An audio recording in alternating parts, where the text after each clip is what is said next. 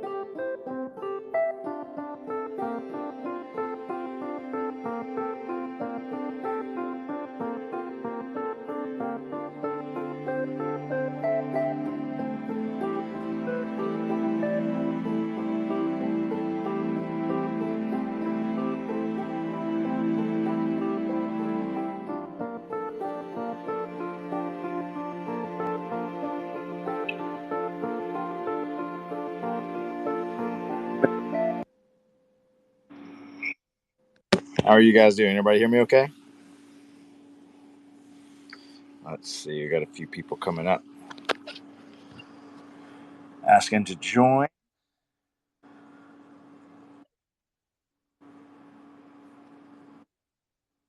All right.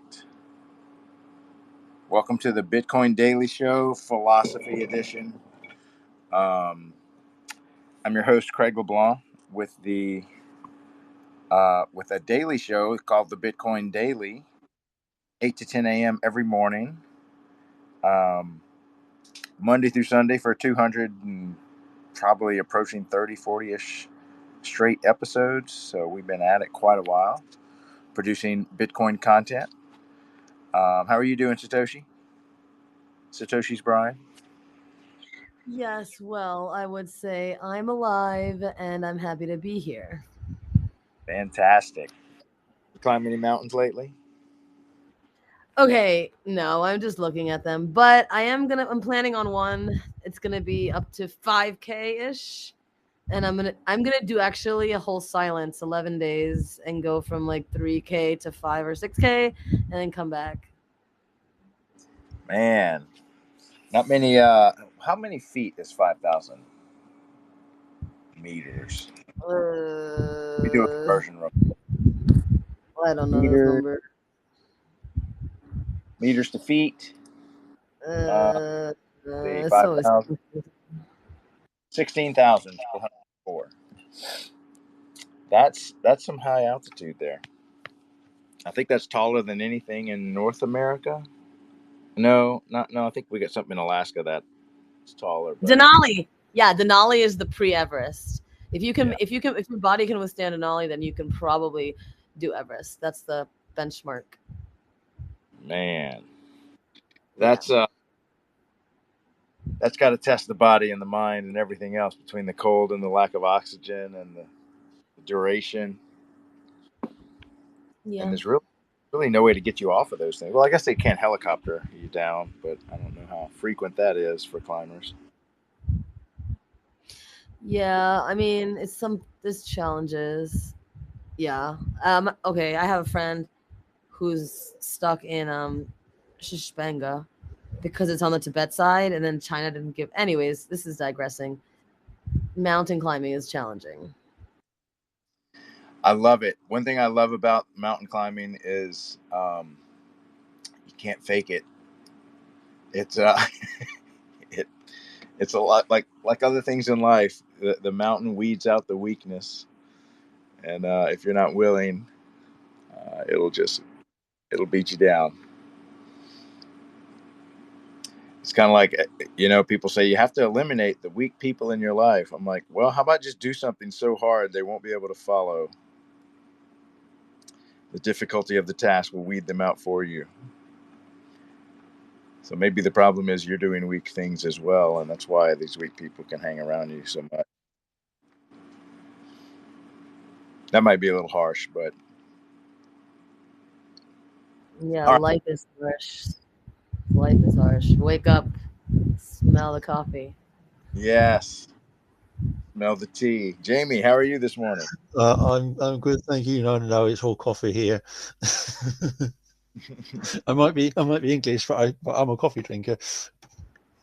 I love how you laugh. Like everything is giggles, and I love that. Please always laugh like that, please, Mr. Well, you Jamie. gotta laugh, haven't you? It's otherwise, Yeah, if you don't laugh, you gotta laugh. There is no alternative. thank you. That's it. Laugh or cry. Well, you got to pick one. Yeah. It's gotta be laugh every time. Let's see. We got Philip. Good morning, God is good. How you doing?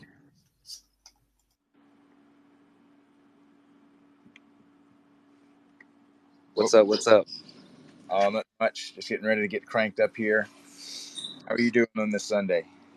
I'm doing smoking my cigarette and then going to get my coffee as well to Get the day going? yes, sir.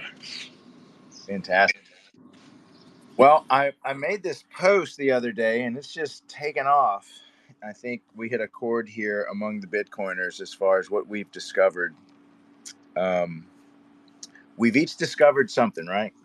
At first it was just a way to protect our property, maybe a way to not get censored, maybe to get some amplify our wealth a little bit, store our wealth a little bit.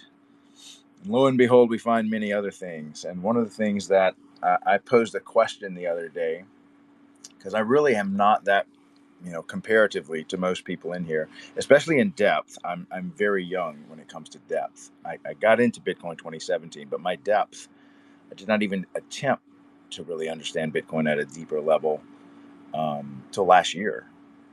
And it was here on Spaces that it was kind of, started to open my eyes a little bit more. Of course, now, I've told y'all I'm 100% in Bitcoin. I have nothing else aside from my Tesla. And I'm noticing all these other things. So my question I posed was, am I the only one that has experienced a type of spiritual religious conversion the deeper I go down the Bitcoin rabbit hole? And why is that, was my question. Craig, I've put it in the nest. Oh, Brilliant question. Brilliant thread. Oh yeah, it's in the nest. yeah, and I think we're up to, so I actually pinned it, and I requested for people to just give me their answer. 360 replies now. 360 replies. Yeah. It was like 280 last night when you were doing the video, doing the live. And the replies to the replies are phenomenal, but man, it's gold in there. Some of the responses.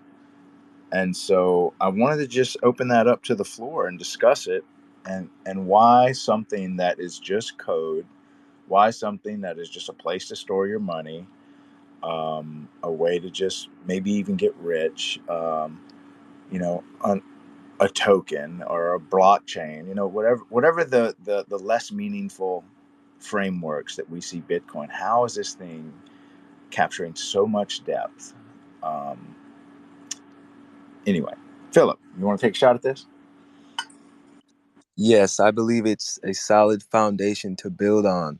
Once you have a foundation, you can then build, and everyone can agree on that foundation standard. Yes, one of the people said it's when you discover truth, it's in any form. It's like she said, it's like discovering the circle. It's like discovering fire. It's like discovering the number zero. So discovering Bitcoin at its core is just truth, and like any other truth, you can build upon like a solid foundation. To Philip's point, and I've even heard Michael Saylor in his early days when I started reading more or listening to podcasts more. He said it's like that granite in New York. That's why the buildings are so tall, because bedrock is just right there. And so they can go and anchor their building into the bedrock right under Manhattan. And if you look at the skyline of New York, you'll notice that they have tall buildings on one side and they kind of slump down, and then there's tall buildings on the other side. That's where the two bedrocks are. So that's why they can where they can anchor to bedrock, they can just go as high as they want practically. And so I think Bitcoin, in the same way, allows you to build upon and discover so much more truth, because you're just anchoring yourself in something that's true. Logan, go ahead. How are you this Hey, morning? I'm doing good this morning. I hope everybody else is well. Been enjoying the conversation so far. Um, I wanted to kind of pitch in here and give kind of a perspective because I came to a religious place before I found Bitcoin. Um, and so I think whenever I found Bitcoin and I did kind of have a, understanding of it in the same way that you have to understand, a religious conversion. You have to understand a monetary conversion, in the same kind of understanding in that I came to the conclusion that there are now in my life two things that cannot be taken away from me, and it's my faith and now my finances, my Bitcoin. And so whenever you cannot take that away from someone, it's a self custodial, it's a self responsibility. Whenever you have the inability to remove that from people, you see change in humanity. In any direction you see change, right? But you see a shift happen in humanity that pushes it to a new era or a new direction. And so as much as I think that it's a great store of value, it's a great store of wealth, I think that it requires a respect that a lot of people that have the same type of maybe religious respect can adhere to or confine themselves to. It's a confinement almost. 21 million is a confinement. So putting ourselves inside of that space and saying we're not going to go outside of this boundary has the same type of pull as, hey, here's 10 commandments, or here's a 10 rule set, or here's, treat your neighbor the way you'd treat yourself. And don't reverse engineer it and say, if I hate myself, I'm allowed to hate you. That doesn't work. It's the same if we reverse engineer something like Bitcoin. You say, oh, it just needs a couple more million, or it needs, some extra feature set, or this, that. I've rambled forever. But good morning. My coffee's fully kicked in, and I really am. I hope y'all have had a good morning too. No, fantastic. Love it. One way I've heard, I think I was hearing a speech with Jordan Peterson, and he was saying, how do we define God? And let's just strip away all the titles or images or even personalities or churches or religions that are attached to God. Let's say we strip all those away and just say, um, in most religions, in most people's framework, it's just they define it as the greatest good that could be achieved. And then he said, if you go through your life and you just have, you're sifting and sorting what's good, what's bad, and then you get to the good section. It's like, okay, and you start ranking them, and you say, okay, well, it's kind of like if we're running, if you run 5 miles, they would say that's longer than running 4 miles. So if you could associate that with good and math, maybe you could say more is better, not necessarily in all times, but you get the point that you can kind of start to rank. Let's say if any of you have had a child, that might be a higher moment than just maybe eating well for a day. They're both good, but one's a little bit greater, right? Maybe brings a little more joy into your life. And so if you just associate God with the greatest good, I think that's where you get some of these bedrock truths. Maybe to relate it back to Bitcoin, as in uncorruptible or unconfiscatable, or only 21 million. If you look at some of the things um, that Bitcoin brings into it, it brings in just truth, almost like in a codified mathematical engineering way. And then we get to store our life energy into it. So you could say that all your good days where you were able to produce more than you needed, you did a great job. You didn't just come back with enough berries for the day. You came back with enough berries for maybe a week and your family. in that one day. And so you have a place now to safely store it where it won't get stolen. And I think for me, these concepts highlight that, in a way. And I've even actually read in this thread that people say Bitcoin is God, or it's God's money, or you hear these comments. And I'm not saying one's right or wrong or anything, but it's neat to see how people express themselves around this question. Philip, go ahead. I like to say Jesus paid our sin debt. Bitcoin will pay our financial debt. Yeah, I feel like if he had a money, this would have been it. For any God, it would have been just if a God or someone representing God, a holy man, you would think he would want something that was fair, trustworthy, unconfiscatable, stopped thieves in their tracks. All qualities we love about Bitcoin. I've kind of noticed since the beginning. One of the things I've come across is that I believe Bitcoin could restore honor and leadership, because it eliminates theft as a main reason to get into leadership. And it seems like today, um, leadership incentivizes theft.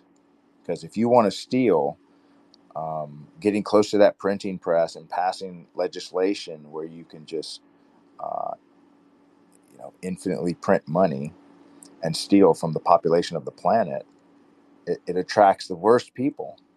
Um, And if you're a good person trying to come in there and clean things up, you're cut off from that source of income, and they're, you know, have the best funding to attack you and to diminish your influence. So I think if Bitcoin can come in as a standard of how people store their wealth, that the population becomes ungovernable in a way, as through debasing their money and stealing from them. And then the party's over. The thieves will be like, well, what's the point of coming up here and doing public service if I can't constantly steal and become wealthy doing it? And I think maybe Bitcoin will give rise to the noble leadership, to the servant leader, that we kind of read about in history books. I wish we'd get one. Maybe we're starting to see some of those today. We'll go to the hands. I think it was Philip and then Logan. Go ahead. Go to Logan first. I All forgot. right, Logan, what you got Hey, for? no worries. I liked what you were saying about like the theft part. It made me think of like theft we've said this in Bitcoin in the past, is like Bitcoin is uh, helps us with really slavery. Theft is a form of just keeping people enslaved, especially through debasement of currency. So I posted a Jordan Peterson video in the Pill. Might be the one that you were referring to earlier, Craig, but there's a really cool one down there from him. But there was another statement that I heard from him that said, if you can get people to understand that slavery is a bad thing, they're one step away from understanding why God is there for them. And so I guess in the same kind of way, if you can understand why slavery is bad in the form of like debasement of currency, you can understand how we are one step away from, using a currency that doesn't debase you, and, that allows you to retain your purchasing power. So, it really has a lot of parallels. I've been able to draw those in my, have you been able to draw those yourself, Craig, and see kind of at least just parallel lines? Yeah, well, I really never understood what slavery was. I always just, growing up, um, especially in the South, the black population highlights slavery quite a bit. And then Louisiana is like half black people. And so, I grew up all around blacks that's kind of top of mind for them. Unfortunately, um, even though we haven't had slavery in this country for a while, the culture just hangs on to it, and I really don't think that's a bad thing. I mean, a good thing for them to hang on to such a past. Um, and I think Elon Musk hit it well. He's like, dude, we're all descendants of slaves, every one of us. There's not a human on earth that doesn't have a slave in their lineage. So it's just a matter of timing. And so other populations have found a way to let it go and live the life they have, and not be so attached to these historical things. However, now that I've come into Bitcoin, I'm like, wait a minute, we're still slaves, probably worse than we've ever been. The slave, the shackles are just invisible, and they're in our own mind. And this currency is the shackle, and we're working harder than slaves had. If you just look at how slaves were treated, what they were allowed to keep, how they worked. We are finding ways to work harder, produce more, and keep less. You'll own nothing and be happy, I guess, right? Yes, and it's like, wait a minute, we've got something with an app. I'm checking out this system. I can set myself free. So, I mean, I love it. I love it. Let me go to the hands here. Philip, what you got for us? You can lose your Bitcoin. You can never lose the love of Jesus Christ. He'll always be there. Bitcoin is like the Underground Railroad, just to tie it into slavery a little bit. Yeah, and lightning channels are like the Underground Railroad a little bit. And then lastly, Bitcoin made me study the Civil War as a black person. It's something I should know, and I'm kind of ashamed I didn't know more about it, but I'm pretty well versed now. And yeah, as far as the productivity part, we're definitely desensitized to how hard we're working. That's all. I'll chime Yeah, in. you're right. It's now we're always on, always connected. There is no, um, and I see this in the workplace. People are constantly stressing through the emails they're getting, the texts they're getting, the constant communication with work, and I was guilty of that myself. And I noticed a lot of my employees back when I had companies. I would always want to talk work, and I would talk work and through text and through other things with a lot of my employees that I was close to, and but it wasn't their company, and a lot of times I had to force myself to respect their time. This is not their company, their life. For them, it's just a job, and it's not their passion. And I need to give them a break. I need to give them their weekend. I need to give them their evenings, and so it was hard for me to draw the lines a lot of times, especially to the ones that had been working for us for years, that I'd become very close friends with. I would, we would hang out as friends, and I would have to willfully make sure that let's not talk about work, Mr. Leon, because he was one of my master electricians that was much older than me, and he always loved to talk shop. But I always wanted to, when he'd come over on the weekends, I'd want to spend time talking just about him and his family or something not work related. Um, so it seems like we're so attached to to work, and we're working so hard, and there's so little, I think, or that there's a diminishing amount of effort and human energy going into what your passions are, what your hobbies are, what relaxing, um, and I think that's starting to erode man's everything, his spirituality, his depth. Go ahead, Philip.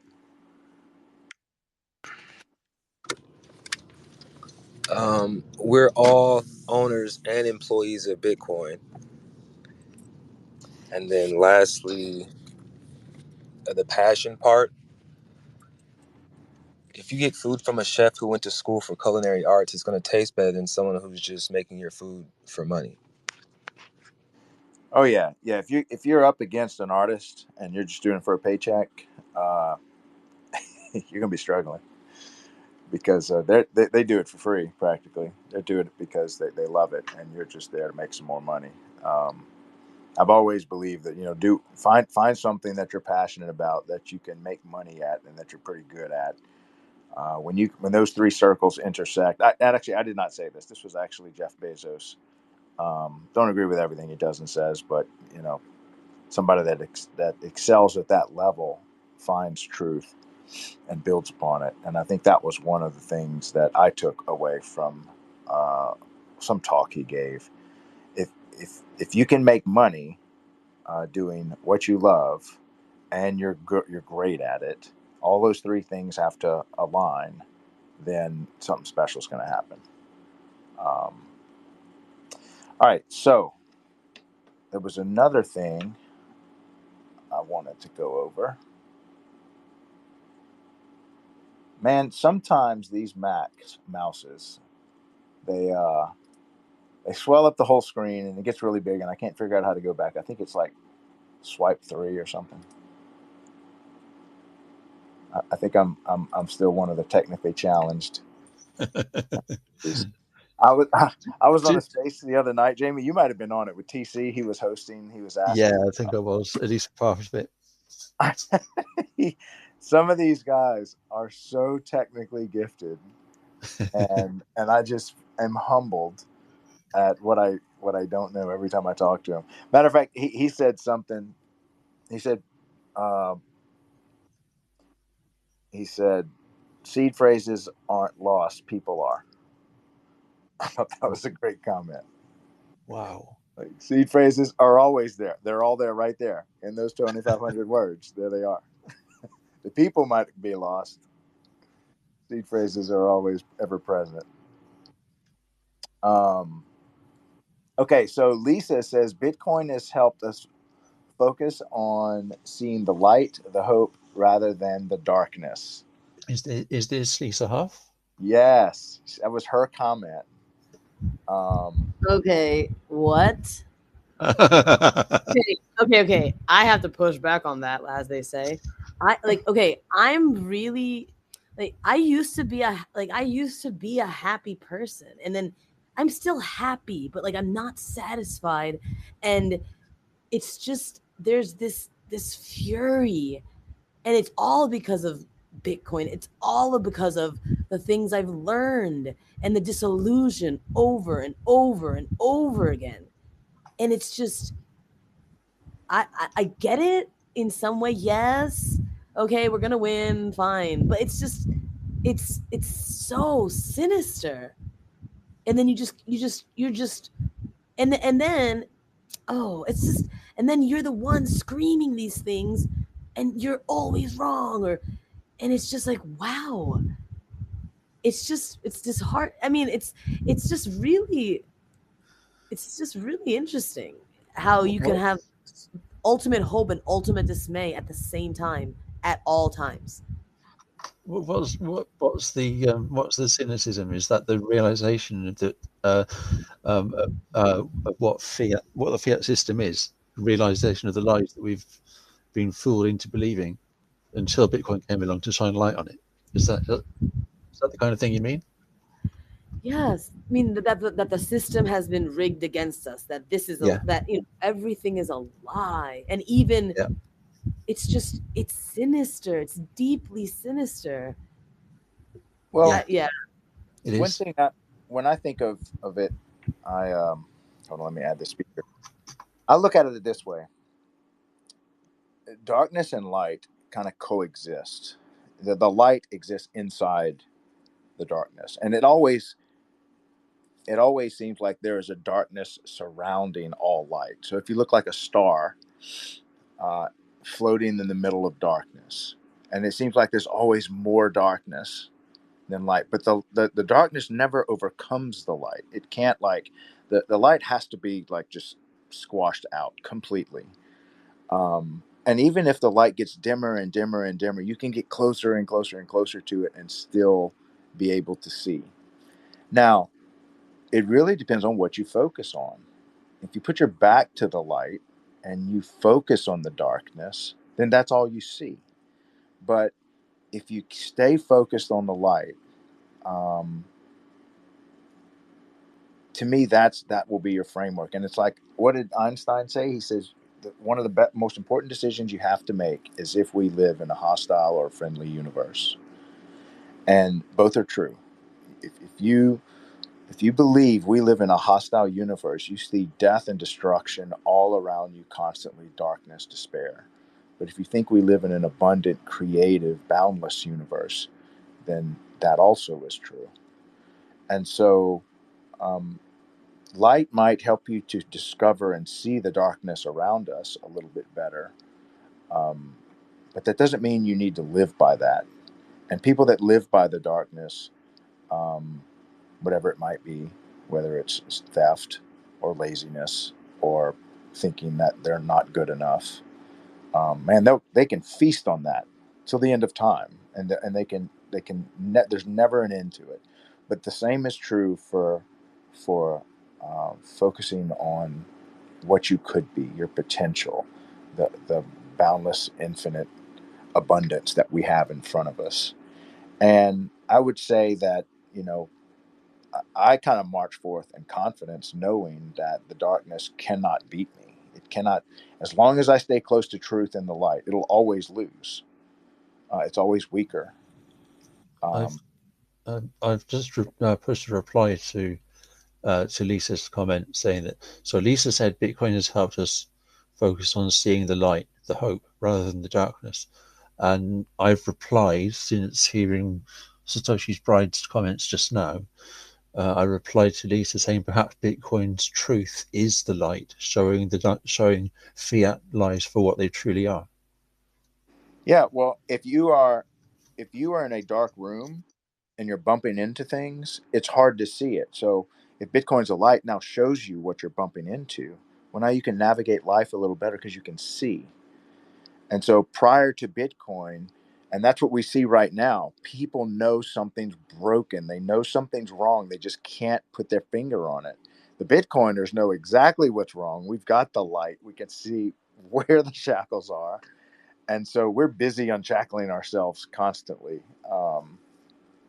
Whereas everyone else just is angry. They're just angry because they know something's wrong. They're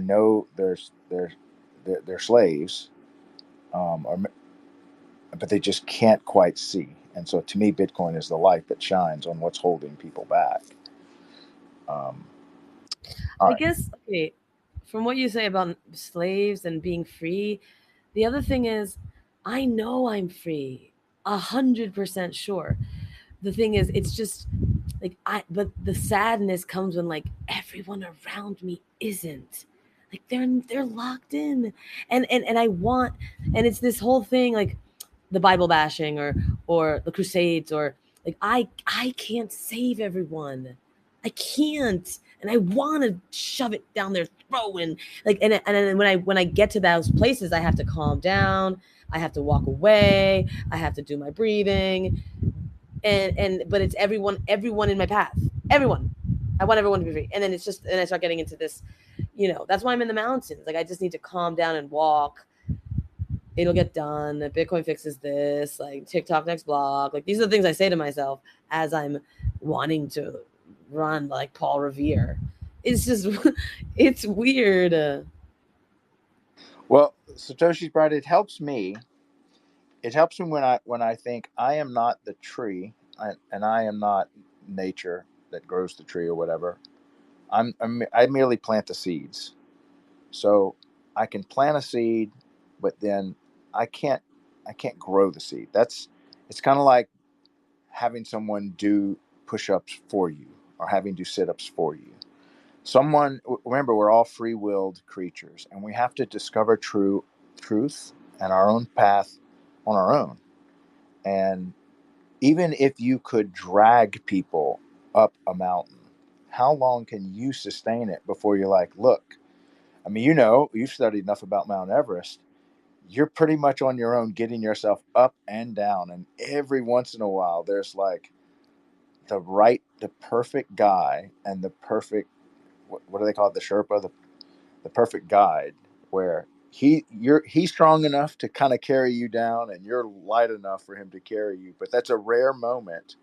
Most people, if they can't get themselves up and down that mountain, they die on it. Um, and that's the same for life. You can show people the way. You can show people the path that it's a narrow path, but the path of success to the top of Mount Everest. Um, but you can't take away the difficulty. You can't take away the altitude. You can't take away the lack of oxygen. Oh, that's all part of the climb. It's all part of the mountain.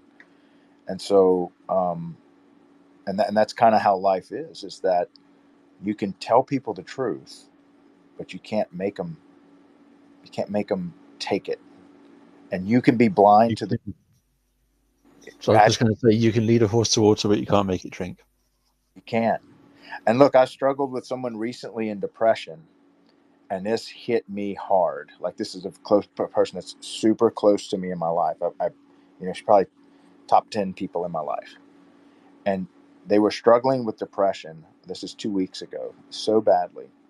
And I said, look, let's just practice. Mouth the words. I am greater than my problems. And she could not form the words and say them.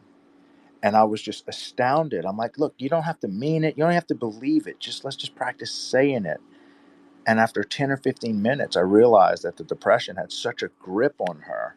She just could not see anything but the darkness. Yeah. Had to keep her eyes. I've been there. And y'all know me. I'm like Mr. Positive Optimism. I live in the world. And it just blew my mind that I said, you don't even have to believe it. You can believe it's a lie. Let's just practice saying it. And we'll worry about whether it's true later. Could not mouth the words, I am bigger than my problems. And I was just trying to find a first step towards any kind of light I could think of. My words were useless. And I just left defeated. And they just had to go along on their own journey, which they're still on right now. And I hope they make it out. But man, if somebody wants to remain in darkness, it's not a case of wanting to remain in darkness. It's that the darkness has taken control of you. Yes. It's that they really desperately don't want to be in that dark place, and that's how no two people's experience with depression is going to be the same. But as a general kind of understanding, I think, I'm not sure that's the right word, but certainly when I was at my lowest, it's I don't know, it's like something's got a hold of you, something's got control of you. Yeah, and it's hard to see people in that space. Logan, you had something? Yeah, I wonder if that internal angst that you feel, whenever you're in the grocery line or you're checking out and you know that everyone else is fiat minded and no one else knows. I wonder, sometimes I'm sitting in like a grocery store and I'm like, I wonder how many people here hold Bitcoin. Like, just a confusing thought, but it takes grit, like what Satoshi's Bride was saying, where it's like you want to try and help everyone. You want to communicate it to everyone. You almost have it like screaming in your head. I wonder if it's the feeling synonymous to like the fire and brimstone communicator that's on the street corner screaming, everyone's going to go to hell, repent. It's like there's this mantra that starts to replay in your mind whenever you just become captive to the thoughts of like, okay, well, this can save me. And it's like, well, it can definitely be a tool to use in the journey to save you, but there's multiple elements to you. Your money's not you, you're not your money. So there's lots of areas that you can start to allow Bitcoin to change your mind on things. Energy, debasement, slavery, even can give you some hope. Like you said, with depression, there's a lot of ways that it can start to affect you, and it's how we let it take hold, how we let it do that. It's good that I think Satoshi's Bride, you're up here on stage, you're talking about it, you're vocal.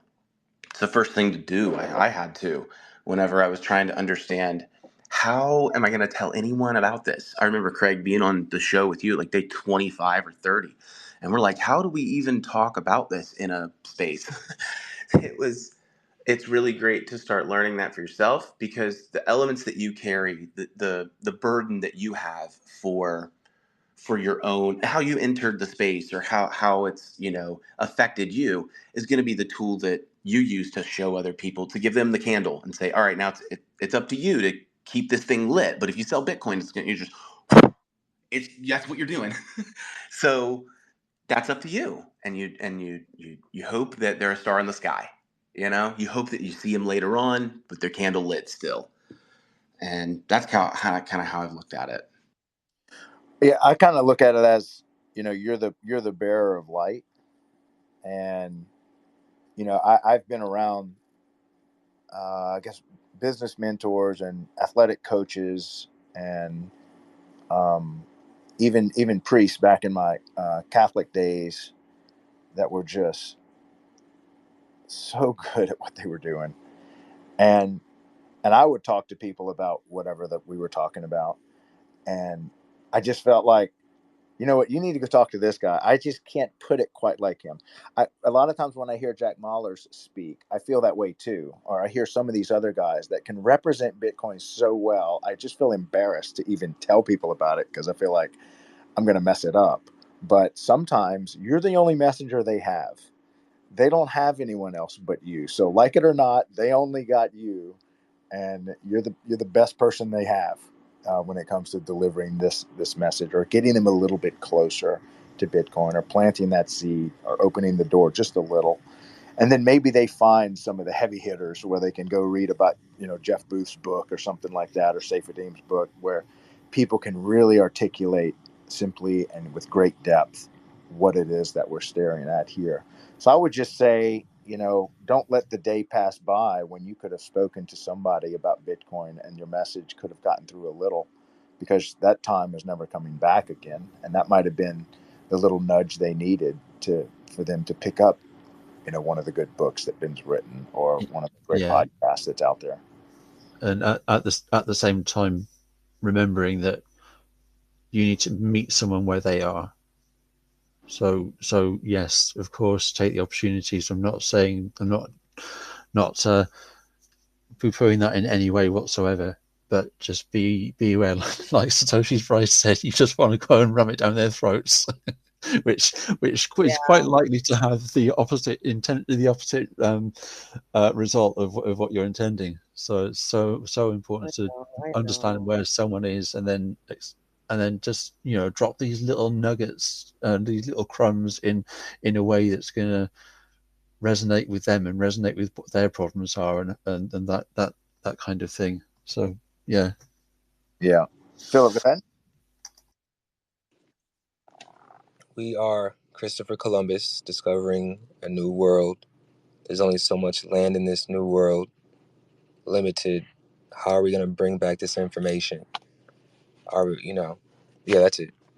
I don't want to be long-winded, but let's see what that it's a new world. It's and I love how it's kind of like infinite real estate out here. And when I mean infinite, I mean it's between how it's divisible and how you can pile pretty much the world's wealth into Bitcoin.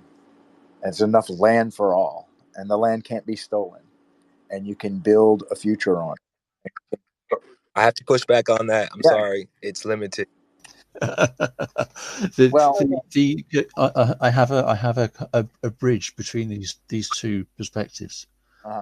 It's limited, it's finite insofar as there's 21 million Bitcoin, and each Bitcoin is made up of 100 million sats, or however many sats it is. I may have the number of zeros wrong on that, but Bitcoin is this is something which is really, really hard to get your head around, because we've never known anything like it. But Bitcoin is deflationary, whereas the fiat system is inflationary and always has to expand. There's a hard cap on the amount of Bitcoin, the amount of sats that are in existence. However, with layer 2s like Lightning, you can have fractional Satoshis. So whilst on the base layer, you've got 100 million Satoshis per Bitcoin, on layer 2, you can have half a Satoshi, quarter of a Satoshi. And that means that it's infinitely divisible, because it's deflationary, because it means that everything goes down in price compared to Bitcoin. So there's infinite possibilities within Bitcoin, but it can never be more than 21 million Bitcoin. It's a real difficult thing to get your head around. So the infinite side that I see is it's not infinite in how many Bitcoin there are, and it's not infinite in how divisible it is. It's infinite in how many, let's say, US dollars a Bitcoin could be worth. Right. Extensibility. Yeah, extensibility is good because at some point we're not going to be even thinking about dollars. Whether that's in our lifetimes or our children's, grandchildren's lifetimes, whatever. So at some point there won't be fiat currencies, Right. as we understand them today. So when you're living completely from a Bitcoin standard and you're measuring everything in Bitcoin, then everything gets cheaper in Bitcoin over time because Bitcoin is deflationary, because the world is deflationary, and that's the Jeff Booth prices fall to the marginal cost of production, and everything in Bitcoin is getting cheaper over time. It's a real kind of, excuse my French, mind fuck, because it's just how do you get your head around that something can be deflationary instead of inflationary? That's why I feel like the job's going to be a thing of the past. I think it's coming up very quickly that working for money will be like foraging for food. We don't forage for food anymore. When's the last time one of us have went foraging? We go to a grocery store. We call Amazon now. It's like, when's the last time you've written a letter? And same thing, working for money is just man's gaining efficiently and trying to crack that equation right now, real time. There's so many of us right now that don't work anymore, and we're not some, titan of industry. It's just gotten so much more efficient to sustain a life, that eventually, you could sustain your life with a week's worth of work, or perhaps some Bitcoin your grandfather bought back in 2024. Philip, go ahead. 100 million is the magic number. I've been studying this and actually talking to Logan. So 100 million is the magic number. Once Bitcoin reaches 100 million in your currency, 1 sat now equals $1. And it's reached that in a handful of countries, and I've been studying those. Which countries, which currencies has it reached parity? So Colombia, Nigeria hit sat parity a little bit ago, Uganda, and then it's 6 billion in Lebanon. And it makes sense that that's where people are holding up the banks trying to get their own money. 100%. I was telling Logan that when something peaks its head like that, it wants attention. So I started looking into Lebanon, and basically it's 6 billion. One Bitcoin is 6 billion Lebanese in Lebanon. Yeah. Satoshi, go ahead. Okay. The biggest thing. Okay, so I guess with the working thing, the thing that clicks, and then you realize it's like, whoa, my time, like the energy of my brain, my body, my everything. If I work for fiat, I'm draining myself away. So why would I even do that? And that's where it just, I mean, that's I don't know. That's where my breakdown came mostly, of saying like, so it's futile. So what do we do? Yeah, I mean, it's not negative, because then it pushes you to learn more, to do the things, like learn how to grow and learn how to be and learn how to think, but it's just like this time thing. So yeah, I see, because what I realize now, because I know that I'm encapsulating my time with the only tool that I have. Now that I know that, I also know that even if this tool goes away, or the crashing, the things that people fear, I know that doesn't matter, because I already have the tools to pick up and do it again. And yeah, I don't know what I'm saying. I'm just that's wow. Even if it went away, you now have the tools to continue. That's wow. Philip, go ahead. I see 3 options going forward: UBI, working for Bitcoin, or working for Bitcoin and accepting UBI. Now, this incentivizes those that only accept UBI to work, because we're going to be over here working with the option to get additional money. Well, we're gonna be working. We're gonna be working, and no, we're going to be like interacting with other humans with equal value exchange. Like the equal value exchange is everything. It's everything. This is not even working anymore. It's exchanging fairly. My labor for your labor, my brain for your brain, my goods for your goods. Like that's where I see it going eventually. Like we're in these communities. What Yeah, what it's not. if the other person doesn't have or interact in Bitcoin? All he has is fiat UBI. Yeah, then he's gonna have to learn to work with his hands. Learn to have some. You have to have some value to give the market, the world. What is your value? Your value, not your jobs. That's the thing, though. We know that's true, but there's a block of people that will not work. Exactly. That they they'll- will remain slaves. They will remain slaves. That's the thing, and Absolutely. that's sad. Well, the real work that needs to be done is not for fiat and for a job.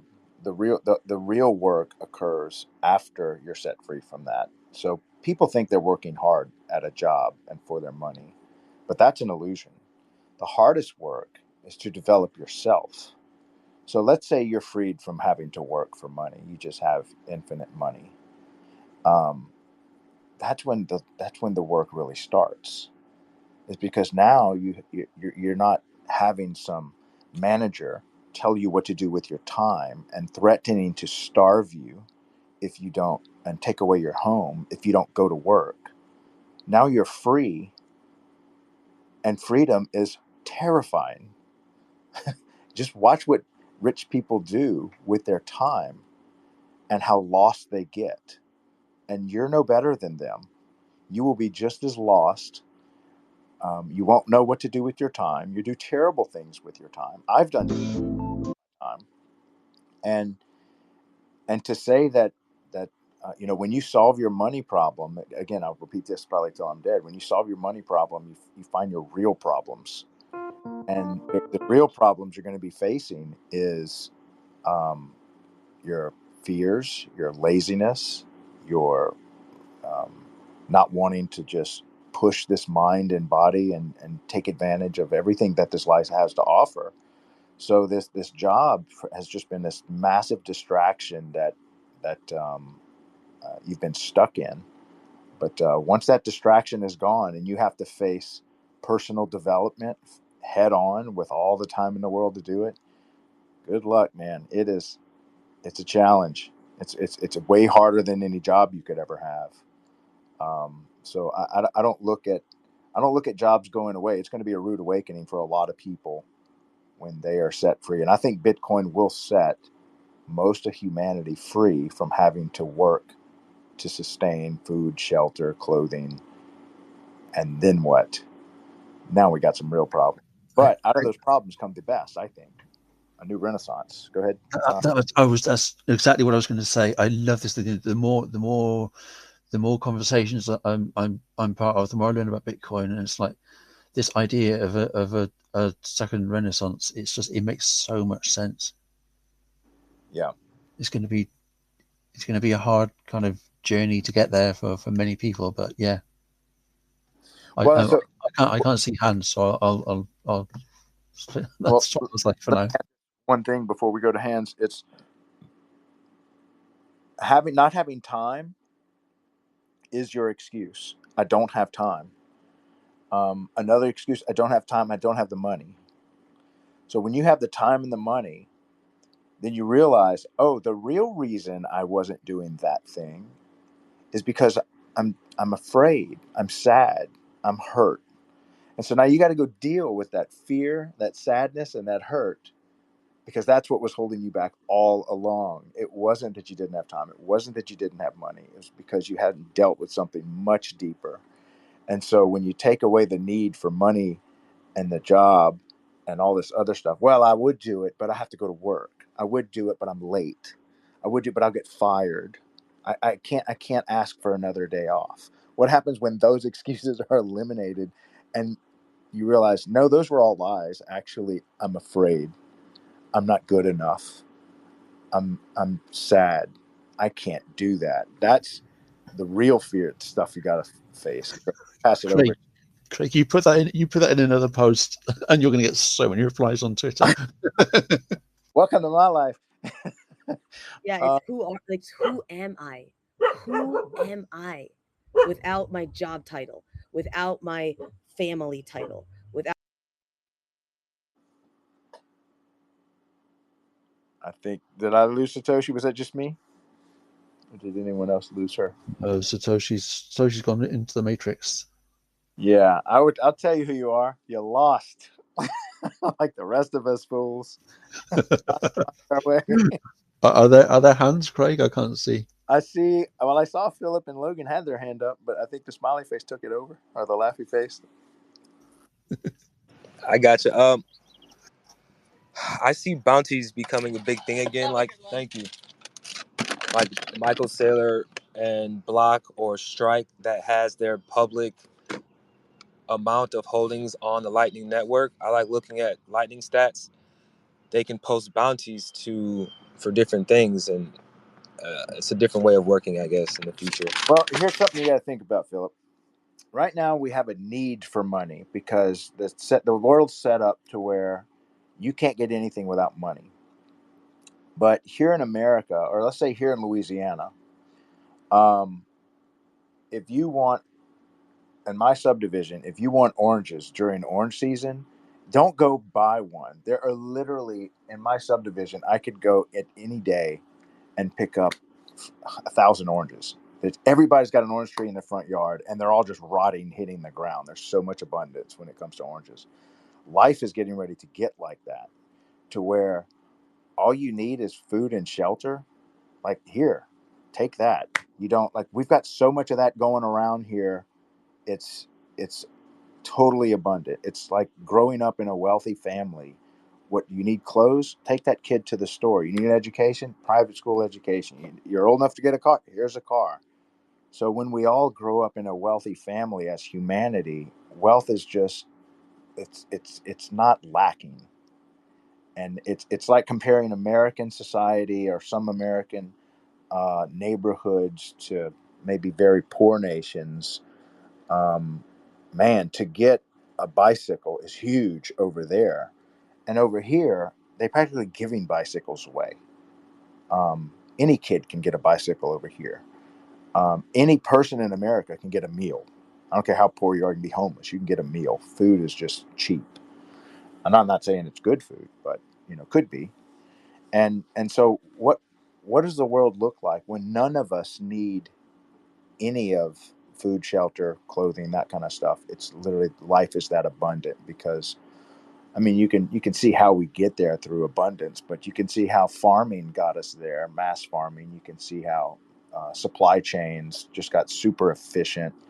I mean, compare the container ship leaving from China with 20,000 40-foot cubic, 40 HQs, those big containers size of an 18-wheeler.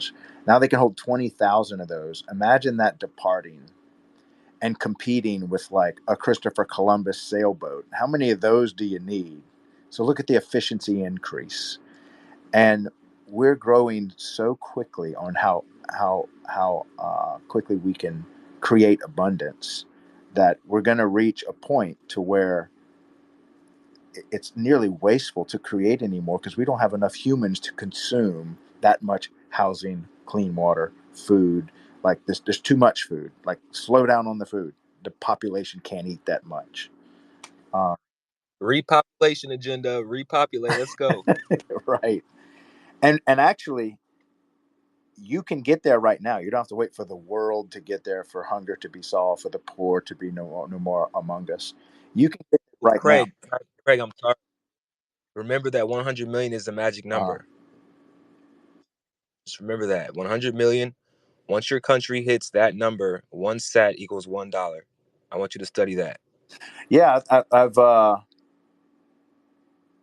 heard that. And then when what is it when $1? Oh shoot, I have to go. We're millionaires and billionaires in certain countries. That is so. That's really Craig, hard to get your head around. We can go to another country and make millionaires and billionaires, but no one can do that in the US because we're the reserve currency. So stop shitting on USD.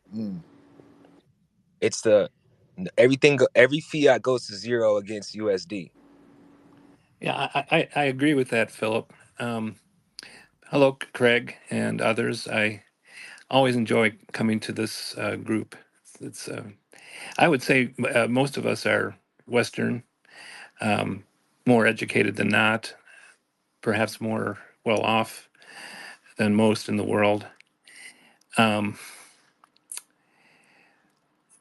one thing that I wanted to say in terms of this future of abundance, I've been studying that idea probably since the 90s when it probably emerged.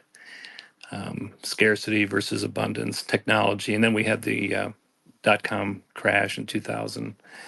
I know some of you might be old enough to remember that. You said a phrase there, Craig, the poor will always be with us. I'm not so optimistic. And I realize we're talking spiritual, religious, but in a secular way. So I won't go deep into Christianity. But it seems that we have a crisis in the world of what will be increasing bifurcation of the rich and the poor, not all rising. I simply don't see that happening. And I always say, well, why does your opinion even matter? Identity. Who do we think we are? What system gives us meaning? We're talking about Bitcoin as a pole star, as a north star, or a way to understand our present and our future, and giving us hope. And it is. It's a temporal hope of truth. It's not transcendental. It's not eternal. But I don't see wealth spreading evenly, and here's why. We're on the other side of the positive spiritual. We'll call it the negative spiritual. Lust, envy, pride, all the classic vices and sins. And, when we were talking about earlier, I was listening. I'm not disagreeing with much. I mean, it's a wonderful talk about how to start the orange pill process. Yet that contradicts, never tell anybody you have Bitcoin because, you could be a target. And don't forget, even your best friends and relatives can get jealous. These are realities in the world. They're part of human nature. They'll never go away, and so they'll be the wealthy. And even if you say I'm an old man, I've got them in ETF. I've got them in an ETF form. In a Roth. Says, oh darn, I can't do the $5 wrench attack on that guy. He's got he doesn't have a wallet. But the thing is, you're still going to be a target. And so it's a quandary. How much do I find myself thinking, as was stated earlier, what do you do with people? We know it's dangerous to help people who don't want help. We know that. Can't force it. And free will, we mentioned free will. Wow. That's why we can't force anybody. We can't coerce them into Bitcoin because that would violate their free will, right? So yeah, it's a sad thing. What the Bride of Satoshi was saying. I'm a happy person, but I'm also sad. Well, that's going from study William Blake, from experience, from innocence to experience, from the joy of childhood to the sadness of reality. There's an old Latin saying that with much wisdom comes much sadness, and that's always and everywhere. So there's just a lot to think about. Bitcoin, I think, can help many, but not all. And we have to remember that in terms of identity, there are millions and billions who will see Bitcoin as a tool, but they'll see their identity as something contradictory to our current culture. They will see they'll use Bitcoin as a tool. Remember, it's for our enemies as well as our friends. So there's a culture above Bitcoin that can impinge on our reality and actually can impoverish many people, even in the midst of Bitcoin. Before Bitcoin, there was gold. King Midas, had all the gold, but it still led to his misery. He literally died because he couldn't eat. So it's tricky. It human nature can't be repealed, but Bitcoin can certainly help push against it. But I don't think it's going to solve all of the world's problems. And Craig, I think you mentioned you were a Tesla aficionado, as I am, and we watch the robotics and we watch all AI, and we say, wow, super abundance. What do we do when people don't understand who they are, when they don't have it, they don't have a job, because jobs do give meaning. So there's a lot up in the air, and wow, these young people today, I pray for them because they've got a lot coming at them. Well, I would say, Guy, you said a lot there, a lot of good stuff. Thank you so much for coming to the stage and sharing. But on that last part, I would say every scenario you can just think of and describe, that what if, when this is already happening. What do we do when is already happening among us? You can find among us someone that's already abundantly wealthy and lost as a goose. That's got everything to make a man happy materially, and just can't find himself among that. And so, and there's millions of people like that. It's not a few people. I think every one of us might even know people like this that have every reason to be happy, and yet there they are sad, um, and have their health, and sitting next to a guy that's looking up at them, dreaming to be as healthy as them. Um, and it's like finding sad nurses that work in, you know, these hospitals with everybody dying. And it's like, realize everybody dying in the bed just wants what you have, health. And yet here we are thinking that, we don't have enough. And so that never goes away. And I think the fear is that what's going to happen when there's more people that are sad, that live in abundance and that are sad. And I don't think it's going to change much. I think um, we have more wealthy people than we've ever had. We have more um, healthy people than we've ever had. We have more people that have not faced, um, starvation and war, and we've got more peaceful neighborhoods on planet Earth than we've ever had.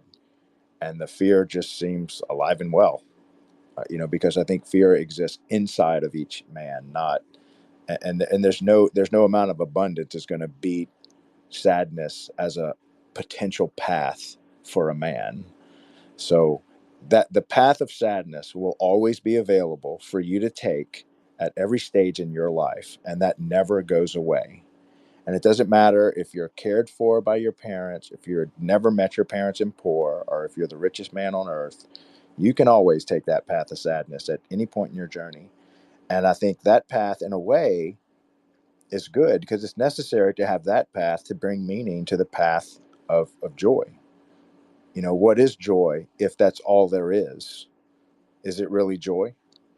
Like, if you have no option but to love, or love is forced upon you, then it's really hard to appreciate it because you've never experienced darkness or sadness or hatred. But once you experience those things and then you work, and this is where I think work for money might disappear, but work ain't going nowhere, because when you have to work through the depression, you appreciate the joy, but you had to put in the hard years to get through it. And once you get through it, you're like, man, I'm never going back there again. But don't worry. Usually you carry those vices and sins with you to death. So there's always going to be a struggle for man, um, for a good man to stay good. That never goes away. There's always going to be temptation to go back. Craig, you're probably somewhere around my age, but consider, for those in the group that maybe weren't around in the 1990s when the internet broke upon the world. None of us would be talking to each other. There was no way to do anything like this.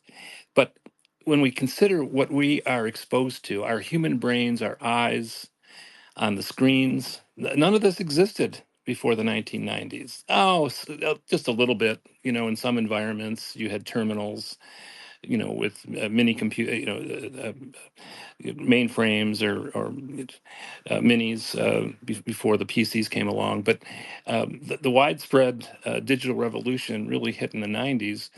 And we have more information about the world coming through our brains. Yeah, we could watch television, 3 channels. But what I'm saying is that the young people today are so oppressed by you talk about abundance, a superabundance of information that's not curated. And that's a good thing about Bitcoin because we can actually curate our friends. We can actually screen our friends by the degree to which they understand Bitcoin. How interesting is that? We can, even among Bitcoiners, we can judge each other by the depth of our understanding. And there's so many angles there. It could be technical, computer science, and could be philosophical. There's so many domains within Bitcoin. But every new baby that's born is not born with Bitcoin. He's going to have to acquire it somehow. And like the rich, in the 1950s and 60s, there were those who inherited and those who had to work. And Bitcoin will be a standard. There may be many arms coming off of Bitcoin. I think Jamie talked about layer twos and so forth. It'll be the standard by which we'll measure things against. But wow, I think that it's the human mind that is being oppressed, and Bitcoin can help some of us, but how to get it out there so that it's better understood and can actually be helpful to all.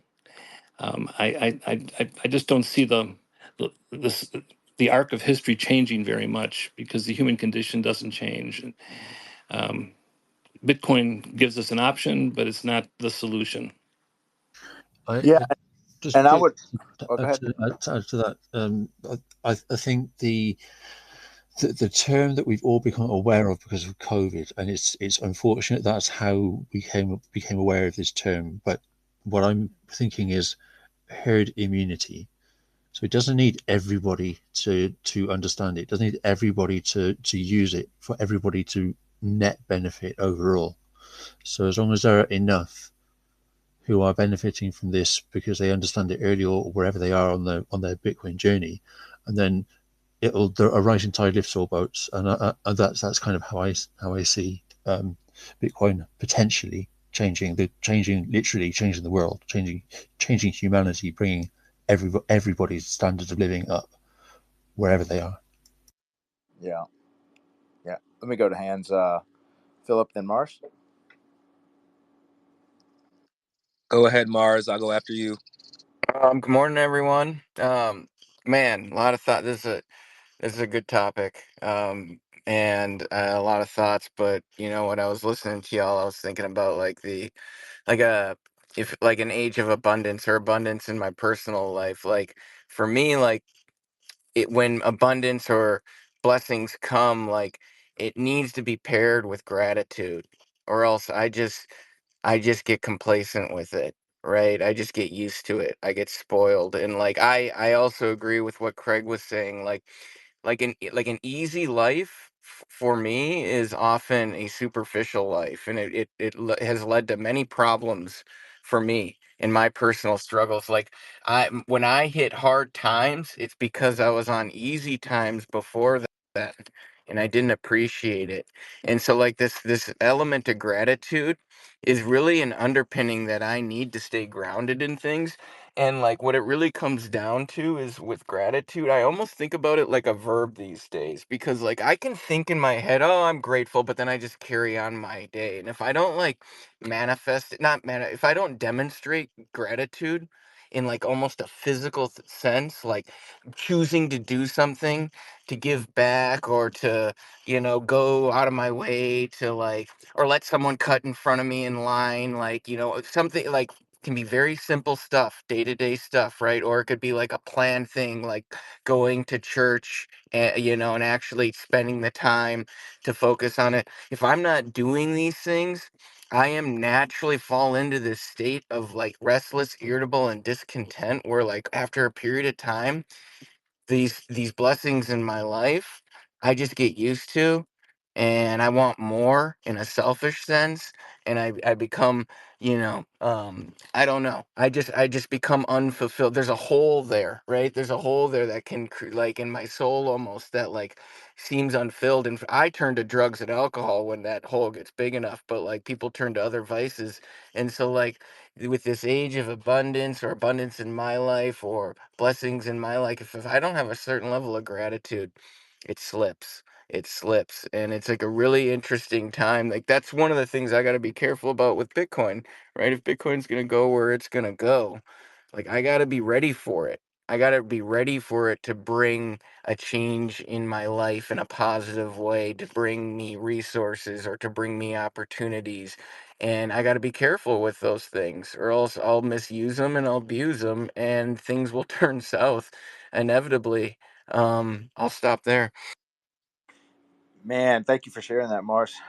It made me think that you already have infinite abundance inside of you, and I think where we get depressed is we neglect developing that and bringing that to the world. That imagine inside of you is just this um, beautiful creation that the world would marvel at for forever, and you just keep it to yourself, or you don't develop it, you don't work on that. And so if inside of each of you is this infinite well of creativity and possibilities, and it just goes untapped, and the only person that knows about it is you, and it just eats at you, that here you are sitting on top of it and feeling sad, and it's hard to put your finger on, because sometimes you just believe you're not that, or believe you're not good enough, or believe you're not worth saving, or that you're not worth um, looking at. Um, but knowing something inside of you is telling you you're wrong. There's infinity inside of you. Let it out. Stop being afraid. Take a step. Just give it a shot. Work on yourself. That is the infinite thing. And that's where you get these people that will tell you money is drawn to those people that just let go. So the key is just letting go of those limiting beliefs that you're putting on yourself. And we put them on ourselves daily. And until you let go of your limiting beliefs, there's not anything the exterior world can do to help you, because you've got to let those things go. And a world of abundance and wealth can show up all around you, and you'll feel like an imposter. You'll feel like you'll get that imposter syndrome. Until you start to believe in yourself, nothing else matters. Like that inner belief. And maybe somebody can kind of nurse you along and get you there, a mom, a dad, a sister, a coach. But at some point, you got to take on the mantle of believing in that who you are is good, and then get to work unleashing that, letting it out. Like there's a lion inside of you, but you got to open the cage. You just got to let it out. And once you get into that and you start experiencing these flow states of just being um, unbridled by this doubt that you've put on top of yourself, um, it's a whole new world. And then Bitcoin comes along and just makes perfect sense. But so does everything else similar to Bitcoin that you'll discover. It all makes sense. It's all good. It's so much truth. There's so much abundance. And you get next to some of these people that live like this right now, and let me tell you, it's intimidating. It's inspiring, intimidating, scary, because you know inside you could be one of them. Anyway, I'll land it there. Give it back to Phil. Yeah, it's a surrender. Like when you fall on hard times, and in my case, many times it's like self-imposed. It's like once you surrender and you let go of a lot of those lifelong conceptions that you might have, that's when things start to change for the positive, right? And the coolest part about all of it is if you really tap into something like you were talking about spirituality earlier this week. Like if you're able to tap into a spirituality, the miracle behind all of it is that you can take those previous failures and turn them into assets into your life, because they're life experience, and you can gain personal wisdom from it, and you can grow from it personally, but then you can also relate to other people that are going through a similar struggle. And all of a sudden it's like these failures that I'm so previously ashamed of become assets, and I can use them to help myself and help others with it. And you move into this new way of living, and it's just incredible. It's really an incredible thing that we can do as individuals and as people. And it's I'm my own worst enemy. That's like that's what it really boils down to, is I am my own worst enemy. When I get out of my way sometimes and I surrender and I let go, like you're saying, man, things can really change for the positive, both internally and externally. Oh yeah, yeah. If you can believe in yourself, nothing can stop you. Nobody can stop you. Very, very, very incredibly very well said, Mars. Thank you for that. And for gratitude and everything that you just said, Mars. Thank you so much. Yeah, 100% agree. Philip, go ahead. I'm gonna touch on everything I heard, and hopefully it sparks some new speakers. As far as Max Satoshi, Jimmy Song just released a video about envy. Check that out. As far as something I said earlier, we can go to other countries and make millionaires with the US dollar for the first time ever. If someone from a third world country has Bitcoin, they can come to America and make Americans millionaires. That's the first time ever. Bitcoin showed me price discovery. I wouldn't be looking at any other fiat currency or even measuring if I didn't discover Bitcoin. Another thing Max Satoshi said about identity and just working. I'm at FedEx right now. I'm in logistics, been there almost 3 years. And I had a job interview in El Salvador for a new logistics company out there. FedEx has no presence there, but Nakamoto Express is on a come up. And then to Craig's point about the oranges there, there's an abundance of oranges there, but how do we get it to Cleveland? How can I get the ones that are falling shipped to Cleveland to feed the plebs here? I'd rather pay plebs than Walmart. I'd rather pay more. And then, yeah, what do we think? Yes, I would say the oranges are Satoshis. They're available globally, and it's really just a matter of about spreading the word. I think Bitcoin is bound by speed of information at this moment, and speed at which man can consume and lay to rest all his disbeliefs. Because right now, Bitcoin, for most of us, and even right now, is just unbelievable. Like, you look at it and you see it, and I still am in disbelief, because as I learn more and more about it, it's even more unbelievable than it ever was in my past. And so it's hard for people to let go of what their former beliefs were. And so, even though with these smart devices and here on X, anyone can, I think, pretty easily in the world, maybe not all 8 billion of us, but a massive chunk of us can get on X and listen to this space right now live with us. They can be in this audience. And it's, for the most part, almost free. But that doesn't mean you're able to just, at the snap of a finger, let go of a lifetime of beliefs that are holding you back. That takes time, that takes will, that takes work on that individual's part. You have to read through the information. You have to read the books. You have to listen to the podcasts. You have to give it nights to sit in your subconscious. And over time, you can understand that the orange is free. You can just pick it. It's right here. You can start living in the Bitcoin standard. You can get off of this fiat, theft-based system. But nobody's going to do the work for you, and nobody can do the work for you. They can surround you by abundance and oranges all around you, but you got to pick one up, peel it, put it in your mouth, and sustain yourself with it. So I would say, for the first time, Bitcoin is the most abundant, most well distributed, most easily accessible food on earth. Um, Except it's more than just food. Like, you can exchange it and get anything for it. Um, so that's how you get it across the planet. Let's see if anybody else didn't have their hands up. I had a comment I wanted to make on something one of you said. Shoot, it was something Mars said. You said so much good stuff, though. I was having a hard time keeping up with my responses. Go ahead, Mars. Or do you have your hand up? Craig, I'll just jump in with what Mars said. He mentioned gratitude. For those of you that are young, I'll just say under the age of 30 or even in your 40s, just be so grateful that you're alive, that a technological, monetary innovation like this, I mean, we've all heard about it, fire, the wheel, its equivalent.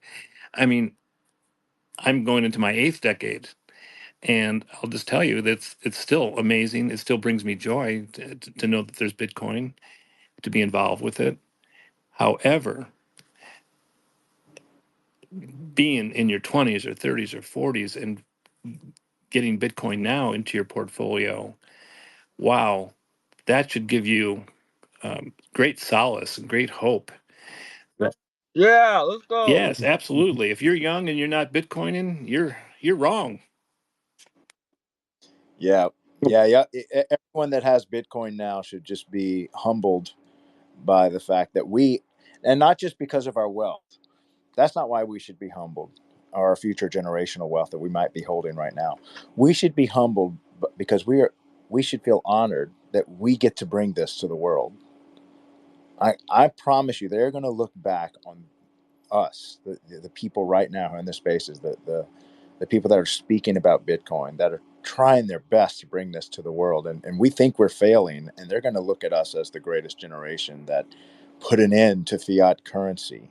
Man, those guys in the 2020s, they just slugged it out with governments and universities and institutions that had just vice grips all the might, all the violence, all the guns in the world, and they led a peaceful revolution and created a new renaissance and set humanity free. I promise you that's going down in the history books. But people that make history don't realize they're making history. Like, it's only long after their death that people say, God, those were some amazing people. We are those amazing people. And we feel like we're not making a dent and not accomplishing anything, and get so frustrated and saying, I'm not going to orange pill another person. And the next thing you know, we're orange pilling another person. Um, this is going to be the most celebrated generation that was able to, because it is an uphill fight. We see it every day, and the pushback and the hatred and the doubt and the made fun of. And I feel like we're just now starting to be taken seriously. But anyway, I'll pass it over to Mars. Yeah, and I was gonna say, like, finding Bitcoin, right, was really an admission that, like, I didn't know everything, right? Like, because I had a particular life view that was in contradiction to Bitcoin, and I scoffed at Bitcoin for a while, and I laughed at it. And then when I finally let go of that lifelong conception that I had, and I finally admitted that, oh, I was wrong about Bitcoin, my life changed for the positive, right? So, like, there's this, like, clearly obvious benefit to, like, letting go to these things that I'm holding back, but in the moment it's my ego that wants to prevent me from doing that, because it feels like I'm taking an L, or I'm taking a loss, or, like, I'm down bad because I'm saying, like, guess what, I was wrong. But the ironic or paradoxical thing is that's the best thing I can actually do for myself. So then it's like, now can I look at my example that I have in my own life of admitting I was wrong about Bitcoin and how much benefit that brought to me? And can I use that to look around at different aspects of my life and find other things that are currently holding me back, right? And I can even do that within Bitcoin, because, like, in a big my Bitcoin journey is, I've come into Bitcoin, I get maximalized, I get stuck on certain ideas about them, and then I kind of got to reframe it a little bit, because I realized my particular view on Bitcoin isn't exactly accurate. And so I can go in a different direction with it. So I can do it within Bitcoin in particular, but the really cool part is bring that acknowledgement, that admitting that I was wrong, or shedding my own life conceptions within Bitcoin, and seeing how I can apply that to different aspects of my life. It's a hard thing to do, admittedly, but it's probably the best thing I can do. Well, you're talking about trying to be a happy person or becoming a happy person through Bitcoin. And what's interesting is Bitcoin actually orders our minds. It creates a discipline for us, a habit, because happiness comes from virtue, and sadness comes from vice, or your own destruction will come from vice. And so you say, well, I want to be more virtuous. Well, Bitcoin is a great starting point. And then true happiness is not about the self. It's about being generative and about sharing and about loving others, as hard as that is, another human being, a son, a daughter, a wife. You can't love all humanity, except theoretically, but actually it comes down to sacrifice, because that's where, fulfillment, identity, and love actually, because love and sacrifice are really two sides of the same coin. And so through Bitcoin, we can learn to do that. Once we get off ourselves, we got to get off zero, right? We get our Bitcoin, and then we realize, okay, now what do I do once I'm getting this combinatorial explosion, this exponential, this power law, beauty? Then you can't believe your eyes, and you say, okay, now what? Well, who do I want to help next? Is it a charity? Is it another person? I mean, if you have family, obviously that's the proper choice. But even with family, you have to regulate it, because you don't want to reward poor behaviors, or stinking thinking leads to stinking behavior. So you've got to purify the thinking, but you can't force that. You've got to lead by example and by teaching. None of it's easy, but Bitcoin makes it easier. Yeah, I spent a lot of time studying Vice and Virtue. That's what I used to teach to college age kids and at my mentorship program. And virtue is a strain. It's a struggle forward, um, because it's like climbing a mountain. It's hard to stand still. It's easy to slide down. It's hard to climb up. And so attaining virtue is an uphill climb, because it's much easier to be lazy. Well, in the short term, in the long term, it's harder to be lazy than it is. Maybe it's might be easier to be cowardice in the moment, but in the long run, it's better to just find courage to go do that thing that you're afraid of. Um, so when it comes to virtue or anything else like Bitcoin, um, there is a certain amount of proof of work that you have to do. It doesn't just, and that's why, like, I you could even bring it back to operational security, and that your Bitcoin can just slip through your fingertips if you're not, um, if you don't have strong operational security, if you're not um, learning yourself and not depending on others to hold your Bitcoin for you, then it'll get stolen easily. So anyway, did we have any hands up? Or go ahead, Philip. And that brings me back to, you can lose your Bitcoin, but you can never lose the love of Jesus Hmm. Christ.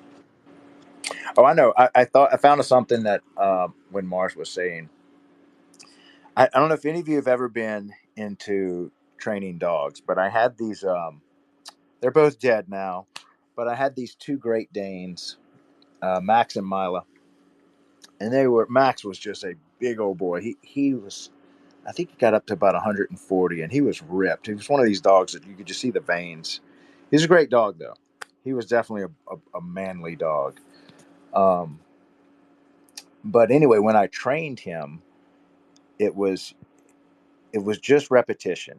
And once he learned that his place, he was so happy to just be a part of the family. He interacted well, but he was a fairly well trained dog. He knew how to come, sit, stay, all that good stuff, shake.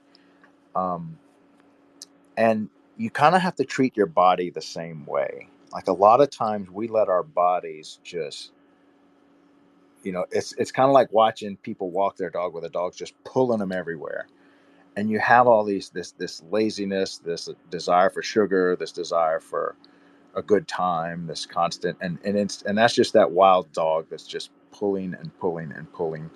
And so um, this is that work that when Mars and a lot of this conversation was talking about, that never goes away. It doesn't matter how much abundance you have. Look at yourself like a dog in a house, in an American household. The dog has abundance everywhere: infinite love, infinite shelter, infinite food. The family's going to care for you, but that doesn't make you a well-trained dog. That doesn't mean you won't run out to the street, you won't tear things up in the house. It doesn't mean you're not going to drag your master all over the park instead of and pulling his arm and stuff. Okay, your body does the same thing. You've got to train that body, and you've got to say sit, stay, I'm the mind. I'll feed you.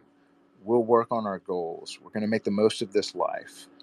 Otherwise, um, you'll have all this abundance around you, and you'll just be an untrained dog.